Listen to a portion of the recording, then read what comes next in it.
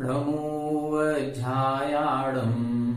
णमोलोये सवसाहुडम् यस्य स्वयं स्वभावाप्ति रभावे कृष्णकर्मणः तस्मै संज्ञानरूपाय नमोस्तु परमात्मने। 1008 श्री मूलनायक आदिनाथ भगवान की जय। द्वासांग जिनवाणी माता की जय। आचार्य श्रेष्ठ आचार्य गुरुवर श्री 108 पूज्यपाद महाराज की जय।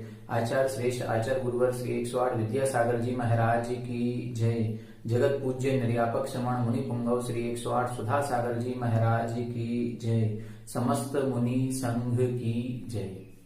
श्रमण संस्कृति संस्थान सांगानेर द्वारा संचालित एवं पूज्य मुनि पुंगव श्री 108 सुधा सागर जी महाराज श्री के प्रेरणा एवं आशीर्वाद से 12 वर्षीय पाठ्यक्रम का शुभारंभ हुआ है और 12 वर्षीय पाठ्यक्रम के अंतर्गत पिछले 3-4 वर्षों में हजारों धर्मानुरागी बंधु धर्म लाभ ले रहे हैं। आगम प्रणीत आचार्यों के द्वारा लिखे गए मूल आगम ग्रंथों का स्वाध्याय कर रहे हैं। इसी क्रम में इष्टोपदेश ग्रंथ जो कि आचार्य पूज्यपाद स्वामी जी के द्वारा लिखा गया है, आज से हम उस इष्टोपदेश ग्रंथ की स्वाध्याय की एक श्रृंखला प्रारंभ कर रहे हैं।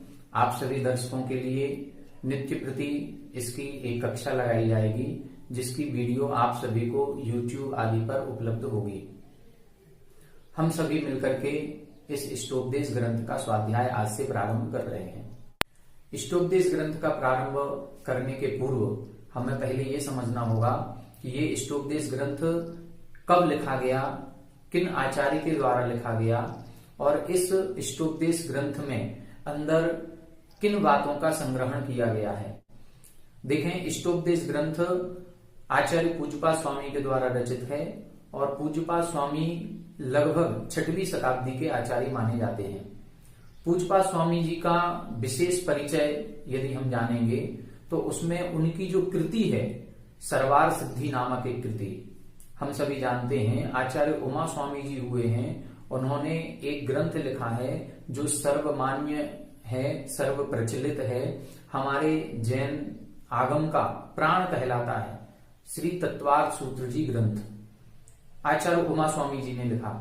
आचार्य उमा स्वामी जी ने तत्वार्थ सूत्र ग्रंथ में कुछ सूत्र उद्धृत किए। उन सूत्रों का क्या अर्थ है, इसकी टीका आचार्य पूज्यपाद स्वामी जी ने की।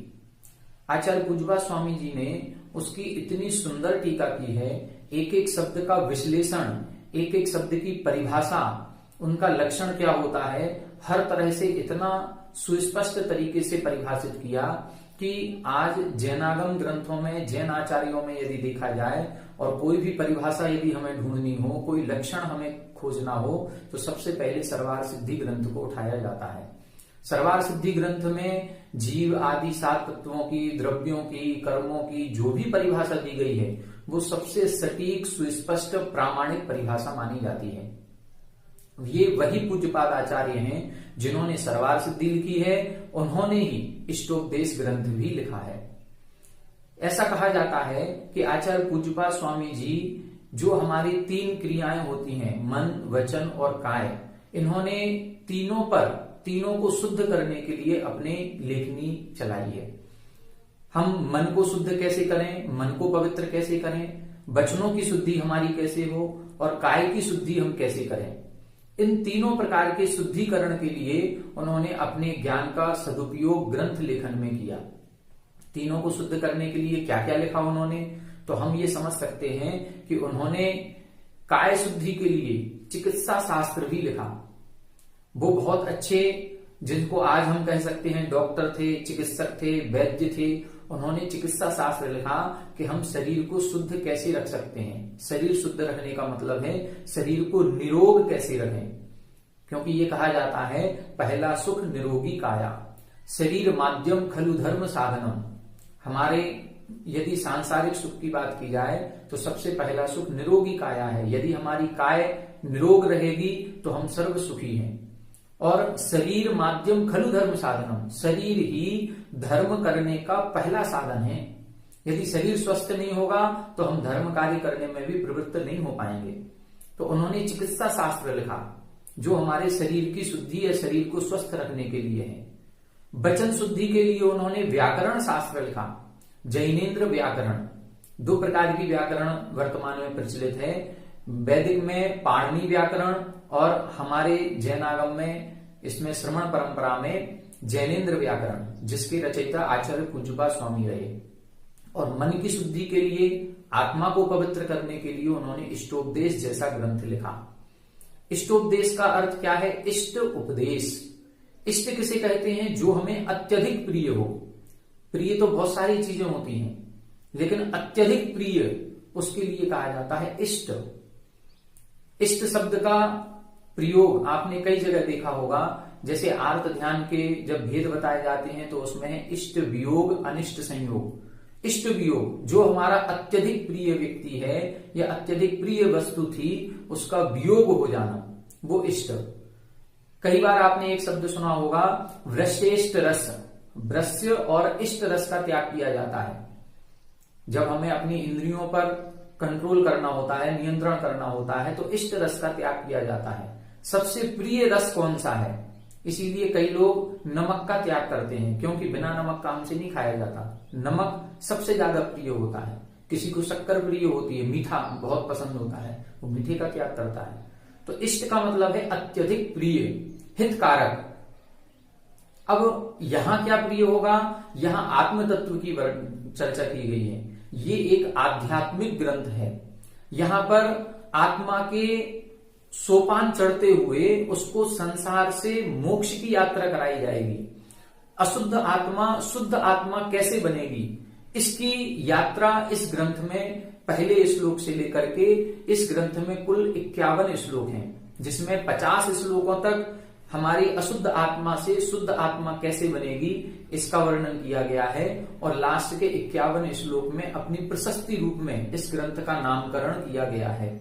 ये ग्रंथ इष्टोपदेश ग्रंथ है। इसको पढ़ने का फल क्या होगा, इसको पढ़ने वाले की किस तरह की आत्म विशुद्धि प्राप्त होती है, वो कैसे मोक्ष रूपी सुख को प्राप्त करता है, तो ये इष्टोपदेश ग्रंथ है।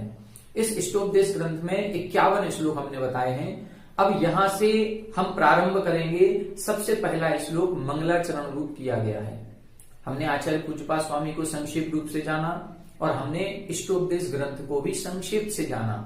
यहाँ पर प्रारंभ के 25 श्लोकों में संसार की बातें कही गई हैं कि संसार में जीव कैसा अनुभव करता है, संसार में दुख कैसे प्राप्त होता है और इस संसार से मोक्ष की यात्रा कैसे होगी। तो लास्ट के जो 25 श्लोक हैं, उन 25 श्लोकों में यहाँ पर अध्यात्म की चर्चा की गई है। जब व्यक्ति संसार को छोड़ करके, संसार के सुख को छोड़ करके, गृहस्थ मार्ग को छोड़ करके मुनि धर्म को अपनाता है, शुद्धोपयोग में लीन होता है, तब आत्मा की परिणति क्या होती है, इसका वर्णन अंत के 25 श्लोकों में किया गया है। श्लोक किसे कहते हैं, ध्यान से ये भी देख लें। 3 तरह के आगम वाक्य हमें प्राप्त होते हैं। कुछ को हम गाथा कहते हैं, कुछ को हम श्लोक कहते हैं और कुछ को हम सूत्र कहते हैं। जैसे तत्वार सूत्र, उसको हम जो भी उसमें संयोजन किया गया है वाक्यों का, शब्दों का, उसको हम सूत्र कहते हैं, क्योंकि वहां पर मात्राओं का और शब्दों का कोई भी निश्चित आकार प्रकार नहीं होता है कि हमें कितने अक्षर रखनी है, कितनी मात्राएं रखनी है। छंदोबद्ध नहीं होते हैं, उनको लय से गाया नहीं जा सकता है, वो सूत्र कहलाते हैं। सूत्र में शब्द कम होते हैं और उनका अर्थ ज्यादा निकलता है। कुछ होती हैं गाथाएं। जब प्राकृत भाषा में छंदोबद्ध किया जाता है तो प्राकृत भाषा की जो भी छंद होंगे उनको हम गाथा कहते हैं, और जब वही संस्कृत भाषा में रचे जाते हैं उनको श्लोक कहते हैं। ये संस्कृत का लिखा हुआ ग्रंथ है, आध्यात्मिक ग्रंथ है। कई आचार्यों ने, कई पंडित विद्वानों ने इस ग्रंथ को छोटा समयसार भी कहा है। समयसार आचार्य पूज्यवर कुंद स्वामी द्वारा लिखा गया है, उसमें करीब 450 गाथाएं हैं। आचार्य पूज्यपाद स्वामी जी ने भी इसमें अध्यात्म की उत्कृष्ट पराकाष्ठा को प्राप्त किया है। बहुत ही अंतरंग की गहराइयों का वर्णन किया है। शुद्धोपयोग में व्यक्ति जो मुनिराज हैं वो कैसा चिंतन करते हैं, उनकी दशा क्या होती है, कैसे कर्मों की निर्जरा होती है, कैसे आनंद की उपलब्धि उनको होती है, ये सारा वर्णन इस छोटे से ग्रंथ में 2-2 लाइन के श्लोक हैं। और उन 2 लाइनों के श्लोक में जैसे हम कहें गागर में सागर भरने की प्रवृत्ति, वो इनके श्लोकों को पढ़ने पर हमको प्राप्त होती है। आइए प्रारंभ करेंगे। किसी भी शुभ कार्य का जब प्रारंभ किया जाता है तो एक मंगलाचरण किया जाता है। मंगलाचरण का मतलब है मंगल आचरण। मंगल आचरण, शुभ आचरण। हम अपने इष्ट प्रभु को नमस्कार करें, हम अपने बड़े जनों को नमस्कार करें, हम सच्चे देव सास गुरु को नमस्कार करें। तो यहाँ पर भी आचार्य पूज्यपाद स्वामी जी ने एक आध्यात्मिक ग्रंथ लिखने का प्रारंभ किया है, इसलिए वहां पर भी मंगलाचरण किया गया। आइए पहले हम उच्चारण करेंगे। बोर्ड पर आप देख रहे होंगे श्लोक लिखा हुआ है। आप लोग भी अपनी कॉपी और किताब लेकर के बैठें। आप सभी इष्टोपदेश की किताब रखें अपने पास, एक कॉपी भी रखें, डायरी पेन रखें। जो कोई नई बात आपको समझ में आए आप उसको नोट करें। एक बात का और विशेष ध्यान दें कि ये जो हम क्लास पढ़ रहे हैं ये ऑनलाइन मोबाइल के माध्यम से पढ़ रहे हैं, तो शुद्धि का भी ध्यान हमको रखना है। ऐसा ना हो कि हम किसी भी ग्रंथ का स्वाध्याय करें और हम अशुद्ध वस्त्रों में हों, हम अशुद्ध स्थिति में हों, या हम बिस्तर आदि पर बैठ करके पढ़ रहे हों, या मुख में नाश्ता करते हुए या कुछ और खाते पीते हुए हम स्वाध्याय करें, तो ऐसा ना करें। इससे हमारे ज्ञानावरणी कर्म का बंध होता है। तो कृपया करके आप सभी लोग अपनी शुद्धि का विशेष ध्यान रखें, अपना आसन फिक्स करें। जब भी स्वाध्याय करने बैठें, भले एक वीडियो आप देखें, 15 से 20 मिनट की एक वीडियो होगी, उस 20 से 25 मिनट में आपको शांति से बिना कोई अपने मुख को झूठा किए और विनय पूर्वक ग्रंथ को सामने रख करके और फिर हमको स्वाध्याय करना है। उच्चारण करेंगे। यस्य स्वयं स्वभावाप्ति, यस्य स्वयं स्वभावाप्ति रभावे कृष्ण कर्मणः, रभावे कृष्ण कर्मणः तस्मै संज्ञान रूपाय, तस्मै संज्ञान रूपाय नमोस्तु परमात्मने, नमोस्तु परमात्मने। एक बार आप लोग भी उच्चारण करेंगे। यस्य स्वयं स्वभावाप्ति रभावे कृष्ण कर्मणः तस्मै संज्ञान रूपाय नमोस्तु परमात्मने। देखें, इसका अर्थ देखेंगे। मंगलाचरण में 5 परमेष्ठियों को नमस्कार किया जाता है। 5 परमेष्ठियों में अरिहंत, सिद्ध, आचार्य, उपाध्याय, साधु, ये हमारे 5 महागुरु कहलाते हैं। जब भी हमें किसी भी मुनिराज के सानिध्य में कहीं किसी कार्यक्रम के प्रारंभ में मंगलाचरण करने का अवसर प्रदान किया जाए, तो ये ध्यान रखें कि मंगलाचरण में जो भी हम भजन की पंक्तियां गा रहे हैं उसमें कहीं ना कहीं 5 परमेष्ठियों में से किसी न किसी परमेष्ठियों को नमस्कार किया गया हो, किसी न किसी परमेष्ठि के गुणों का गान किया गया हो।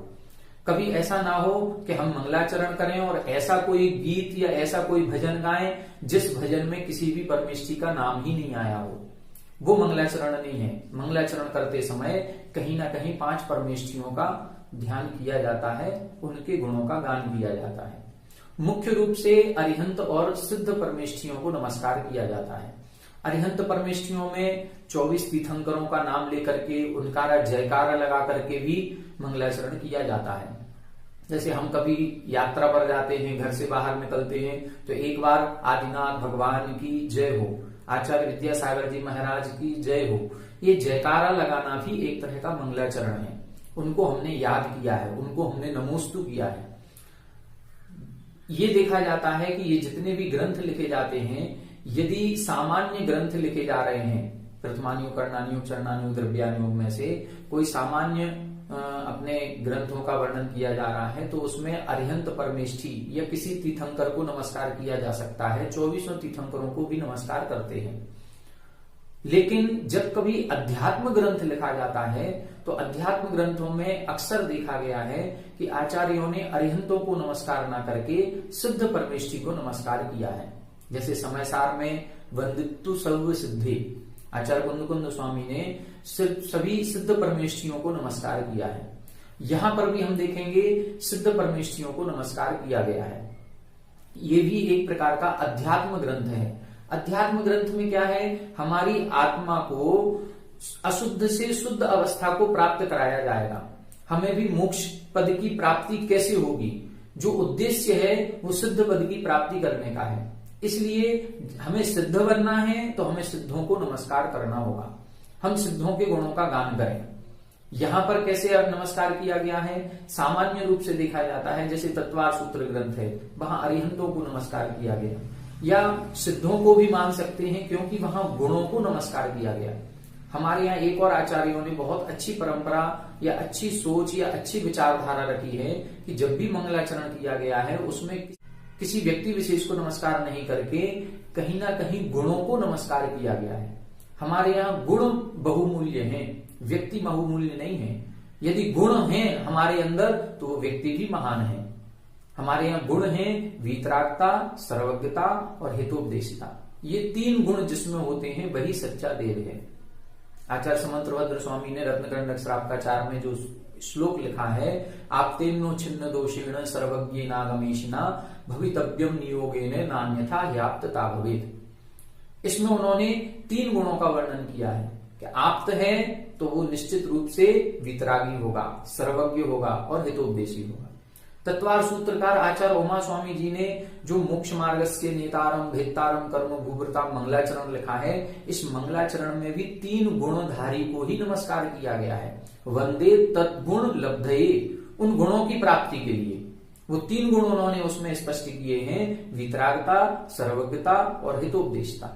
यहां पर भी वही 3 गुण हमको दृष्टिगोचर होंगे। जिसके अंदर एक गुण भी है, वीतरागी यदि वो है तो वो निश्चित रूप से सर्वज्ञ और हितोपदेशी भी होगा। पूर्ण वीतरागी होना चाहिए। सर्वज्ञ है तो वो वीतरागी भी होगा, हितोपदेशी भी होगा। तीनों गुण एक में समाहित हो जाते हैं। यहां देखेंगे यस्य स्वयं स्वभाव आप्ति। आप्ति का मतलब होता है प्राप्ति। ये 2 शब्द हैं, स्वभाव अलग है, आप्ति अलग है। यस्य, यस्य यानी जिसके, स्वभाव आप्ति, स्वभाव का मतलब अपने सच्चे स्वरूप की, आप्ति यानी प्राप्ति स्वयं अपने आप हो गई है। जिसको अपने स्वरूप की प्राप्ति अपने आप स्वयं हो गई है। कैसे हो गई है? अभावी, ये रा जो है रा का विसर्ग बन जाएगा यहां पर और यहां से आ निकलेगा। अभावी, अभाव हो जाने पर। किसका अभाव हो जाने पर? कृष्ण कर्मणा।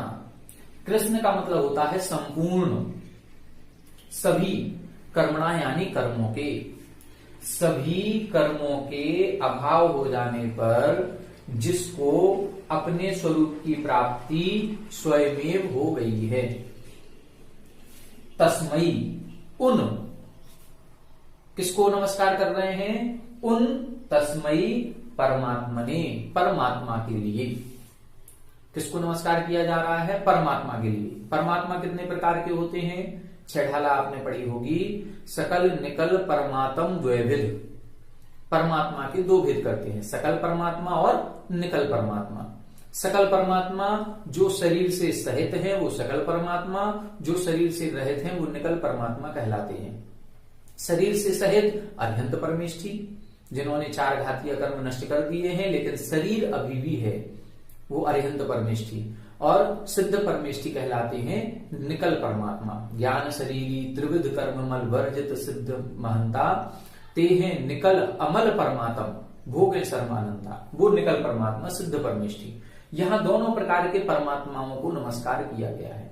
तो तस्मई परमात्मने नमः अस्तु, उन परमात्मा के लिए नमस्कार हो। अब वो परमात्मा और कैसे हैं? तो यहां बता रहे हैं संज्ञान रूपाय, सम्यक ज्ञान रूप है।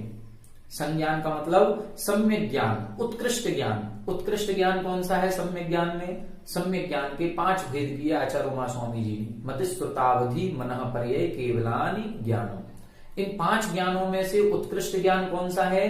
केवल ज्ञान। सकल और निकल परमात्मा के कौन सा ज्ञान होगा? केवल ज्ञान। तो उन केवल ज्ञान स्वरूपी परमात्मा के लिए नमस्कार हो। फिर से देखें, यस्य स्वयं स्वभाव आपति, जिसको अपने स्वरूप की प्राप्ति हो गई है। कब हो गई है? अभावी, अभाव हो जाने पर, नष्ट हो जाने पर। किसके नष्ट हो जाने पर? कृष्ण कर्मणा, संपूर्ण कर्मों के नष्ट हो जाने पर। जिसको या जिन परमात्मा को संपूर्ण कर्मों के नष्ट हो जाने पर अपने स्वरूप की प्राप्ति स्वयं हो गई है, ऐसे सम्यक ज्ञान स्वरूप, केवल ज्ञान स्वरूपी परमात्मा के लिए नमस्कार हो।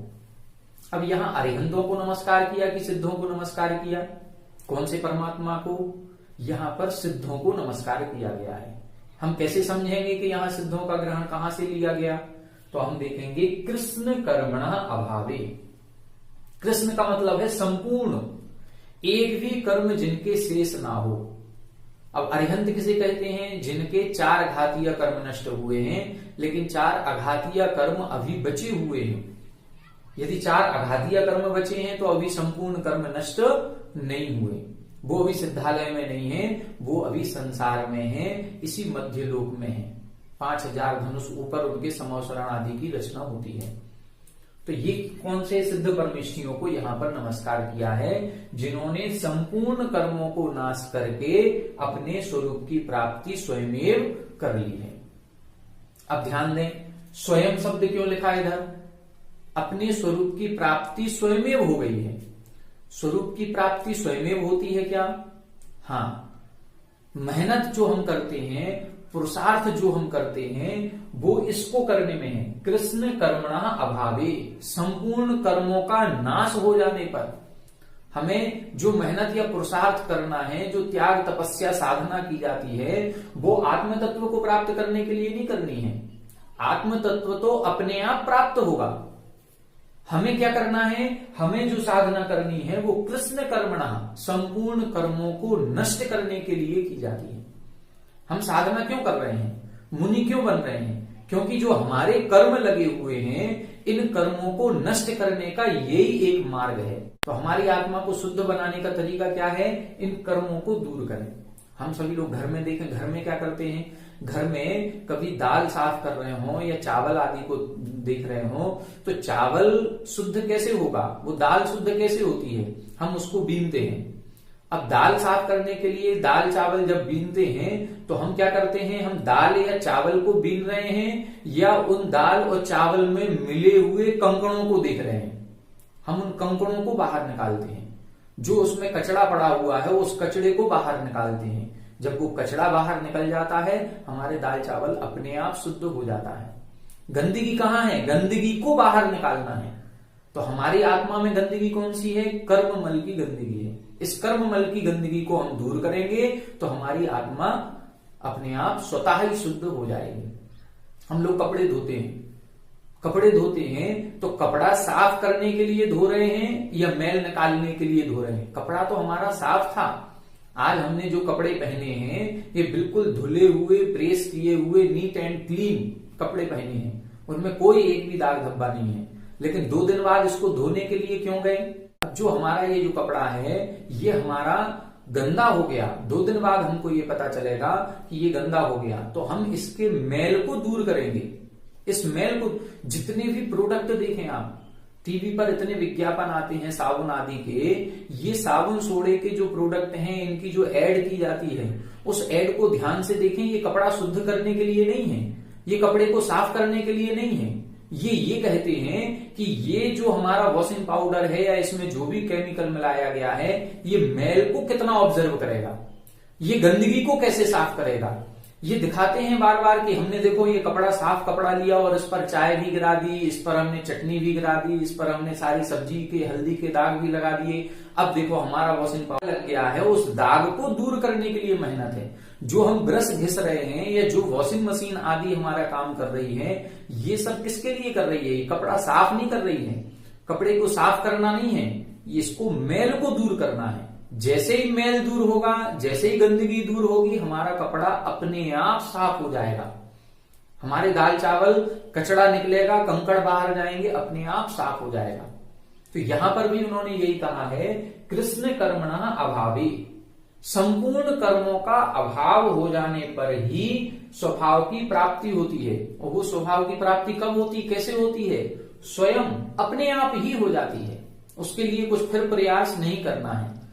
जैसे ये 8 कर्म नष्ट हो जाएंगे, हमारी आत्मा बिल्कुल धवल, निर्मल, विमल अपने आप प्रकट हो जाएगी, उसका शुद्ध स्वरूप हमारे समक्ष आ जाएगा।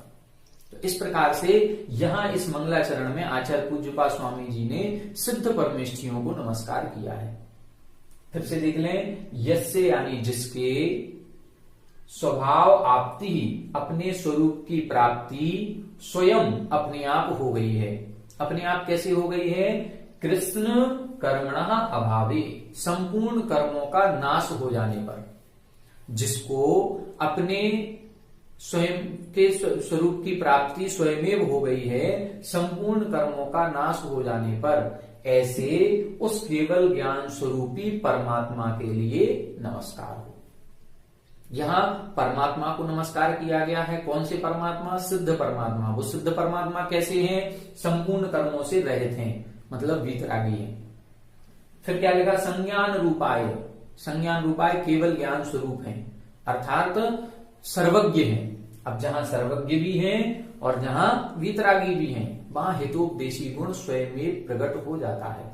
हितोपदेश का मतलब ये जरूरी नहीं है कि वो अपनी उनकी दिव्य ध्वनि हो। कई मूक केवली भी होते हैं, उनकी दिव्य ध्वनि नहीं होती।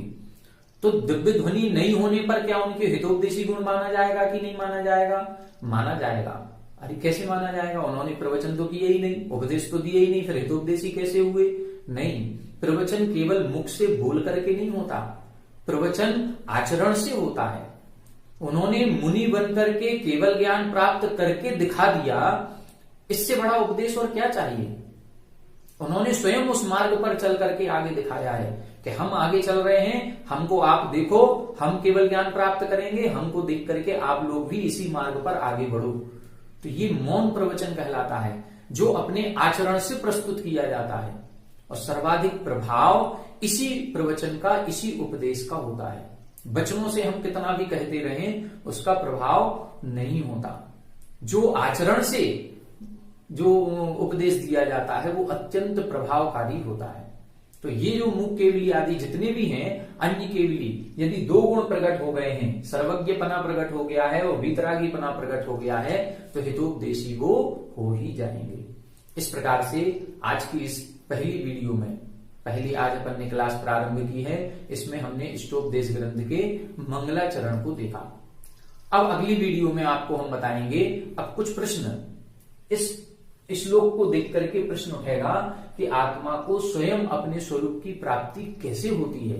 अब क्या प्रयास करना पड़ेगा हमको, हमें कर्म नष्ट करने के लिए क्या करना पड़ेगा, कैसे हम अपने कर्म नाश करें, कैसे हमें अपने सिद्धत्व की प्राप्ति हो, शुद्ध आत्मा की प्राप्ति हो, इन प्रश्नों के उत्तर अगली वीडियो में आपको दिए जाएंगे। दूसरा श्लोक हम देखेंगे अगली वीडियो में। तब तक आप हमारे साथ बने रहिएगा। सभी को जय जय।